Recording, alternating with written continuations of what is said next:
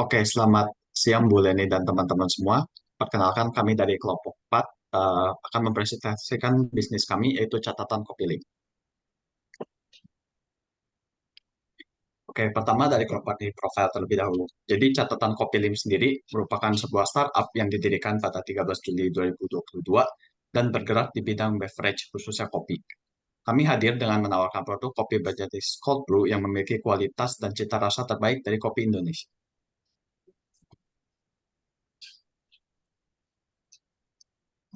Next, adapun organizational structure dari catatan Kopilem terdiri atas 4 bagian, yaitu CEO yang diisi oleh Julio dan Devin, lalu CMO yang diisi oleh Alvin Wedi, CFO yang diisi oleh Zovan Farel, dan COO yang diisi oleh Zulfat Sagusin Sukaseribu. Oke, jadi bisnis kami itu mengangkat sebuah problem yaitu di mana kebanyakan masyarakat menengah bawah di Indonesia ini masih mengonsumsi kopi murah yang non specialty. Artinya itu di mana kopi-kopi ini itu biasa mengandung bahan sintetik atau pemanis buatan yang bila dikonsumsi secara terus-menerus akan berefek negatif ke tubuh kita di jangka panjang. Terus untuk selanjutnya itu ada solusi dari kelompok kami. Jadi solusi dari catatan Kopilim itu, jadi kami itu menawarkan produk kopi specialty dengan harga yang cukup terjangkau, tetapi masih diolah menggunakan biji kopi pilihan, sehingga rasa yang akan dihasilkan pun masih ada aroma otentiknya gitu.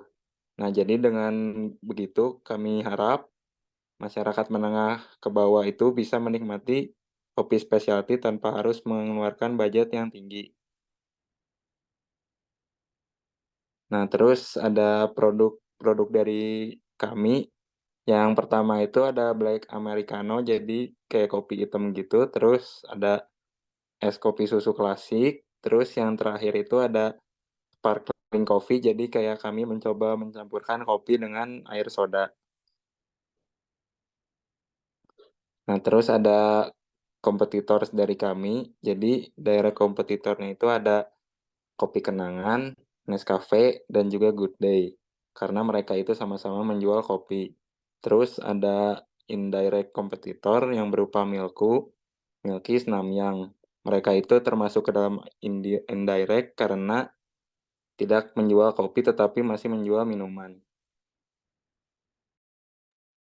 Baik, untuk slide yang berikutnya, kita akan membahas mengenai bisnis model kanvas catatan Copyliem. Di sini terdapat 9 bagian yang sudah dirangkum, yaitu yang pertama ada key partners. Ini adalah di mana berbagai hubungan antara lain untuk menjamin kelancaran bisnis. Yang kedua ada key activities, di mana terdapat beberapa aktivitas seperti promosi untuk meningkatkan brand awareness kepada publik. Lalu yang ketiga ada key resources. Di sini beberapa bahan yang digunakan untuk memastikan jalannya bisnis. Lalu yang keempat ada customer relationship.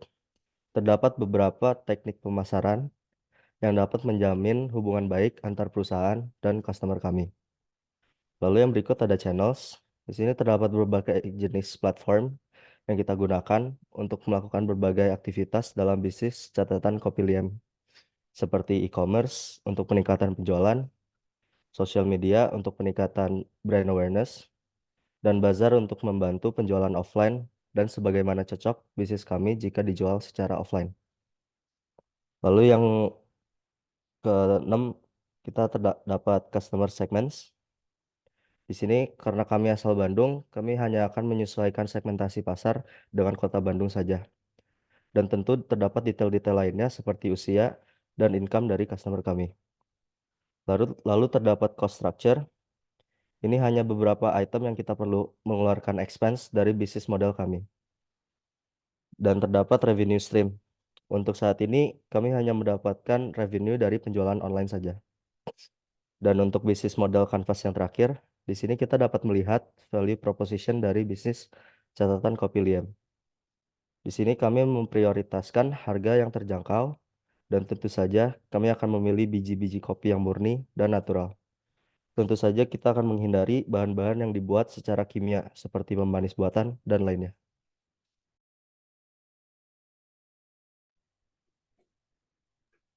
Oke, next. Di sini ada market size. Nah, di sini dari yang kita tahu dari data Good Stats, sumber jackpot ini, yang paling banyak dikonsumsi itu adalah kopi dibandingkan susu, teh, dan lainnya di Indonesia. Nah, untuk marketnya sendiri, 79% tuh dia mengkonsumsi saset. Sedangkan ada 60% mengkonsumsi kopi dalam 6 bulan terakhir. Dan untuk 40%-nya mengkonsumsi kopi dalam 3 bulan terakhir. Boleh lanjut?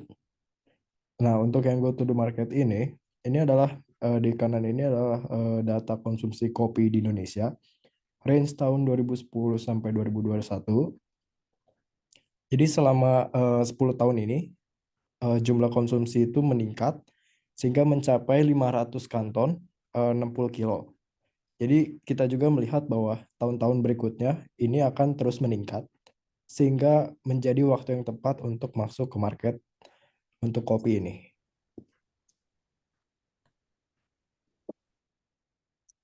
Oke, selanjutnya ada financial projection. Jadi di sini kita memiliki dua tabel, di mana tabel yang di sebelah kiri itu adalah perkiraan annual sales dari catatan Kopilim untuk 2 tahun pertama, dan tabel yang kedua ini adalah perkiraan net sales untuk 2 tahun pertama berjalannya catatan Kopilim. Selanjutnya ada pun company milestone yang udah dicapai oleh catatan Kopiliam, yaitu yang pertama Juli 2022 itu awal mula berdirinya catatan Kopiliam, lalu Agustus 2022 developing produk pertama, lalu November 2022 launching produk pertama catatan Kopiliam, lalu pada tahun 2023 developing produk-produk berikutnya. Terus next, kesimpulan. Kesimpulannya, catatan Kopiliam merupakan sebuah bisnis yang bergerak di bidang F&B dengan menawarkan produk kopi dalam kemasan. Melalui produk kami memiliki visi untuk membangkitkan dan memperkenalkan kopi specialty khususnya kepada masyarakat menengah ke bawah. Kami memiliki goals untuk terus menumbuhkan bisnis ini agar bisa terus keep up dengan perkembangan market dan terus mengembangkan produk berkualitas. Oke, sekian presentasi dari kelompok kami. Kurang lebihnya mohon maaf dan terima kasih.